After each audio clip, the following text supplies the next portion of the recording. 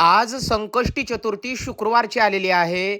तर गणपती बाप्पांना अर्पण करण्यासाठी आपण विलायचीचा हार बनवलेला आहे आज.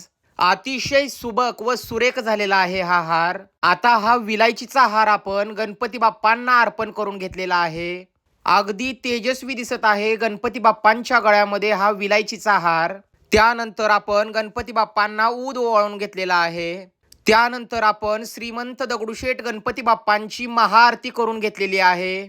ओम एकदंताय विद्महे वक्रतुंडाय धीमहि तन्नो दंती प्रचोदयात.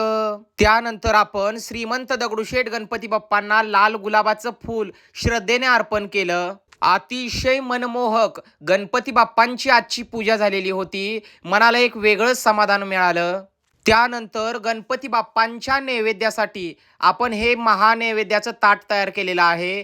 तर याचा नैवेद्य आपण गणपती बाप्पांना सोहळ्यामध्ये दाखवून घेणार आहोत. नैवेद्य झाल्यानंतर गणपती बाप्पांसाठी पानाचा विडा देखील आपण बनवलेला आहे. हे गणनायका, माझी साधी भोळी सेवा अगदी मोठ्या मनाने मान्य करून घ्या आणि आनंदाने हे 2 घास ग्रहण करा, हीच तुमच्या चरणी माझी छोटीशी प्रार्थना. आता आपण सोहळ्यामध्ये गणपती बाप्पांना नैवेद्य दाखवून घेत आहोत.